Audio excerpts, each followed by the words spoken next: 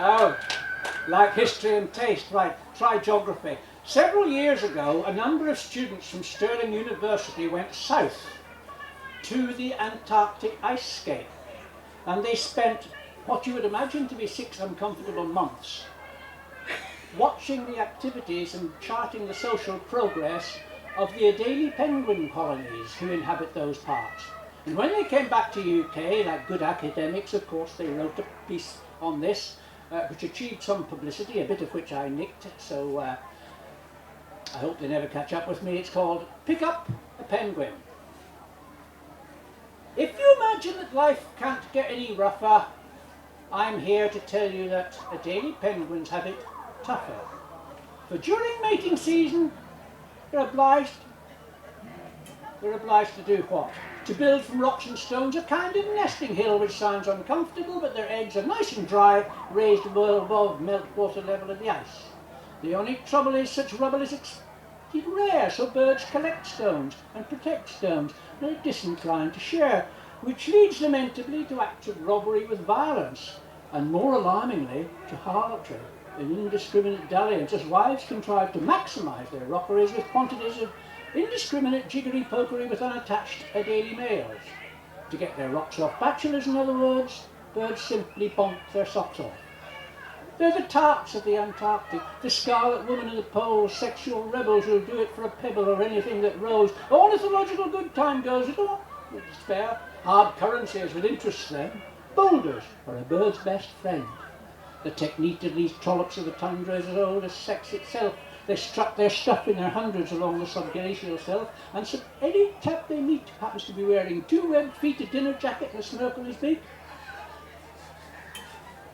they'll offer him more than a peck on the cheek, but as soon as he's finished and lost his erection, they're up and away with his rock collection. So the next time you're doing your shopping in Spa and treating yourself to a chocolate bar, just check that the cute little birdie on the wrapper isn't wiggling her hips and winking like a slacker. Tasty, yes, but is it worth the price? You might very well be contributing to vice. Thank you.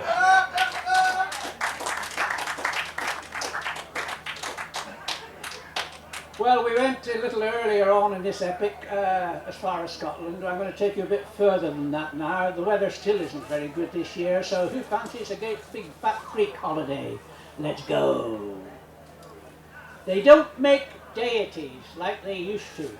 Supreme beings enthroned on Olympian heights, chucking lightning bolts at one another in a series of superhuman fights. Modern Greece is full of timeshare Poseidons, and Club 18 to 30 wannabe immortals crashed out in air-conditioned en-suites, or scuttling beach roos through the portals of the Agamemnon seaside pub cafe at the start of another lotus-eating day.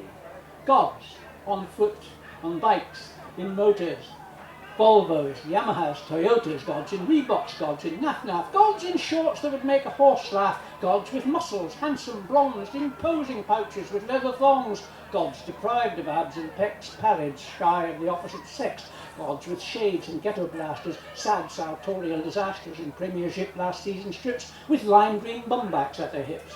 Gods in hatchbacks, gods in pickups, gods with hangovers and hiccups from too much nectar the previous night, gods who cannot stand the sight of ambrosia in any form, gods who welcomed in the dawn kneeling over a toilet bowl in the Miramar or the Metropole, praying for the relief of pain from the unabsolving porcelain.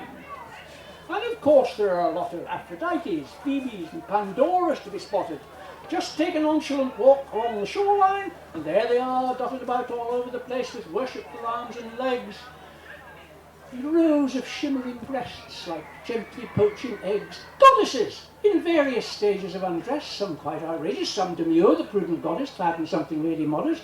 Goddesses who mix and match in Calvin Klein, Monsoon, Versace. Goddesses in Fruit of the Loom competing hard for elbow room with goddesses in kit endorsed by Nike, Levi and Lacoste.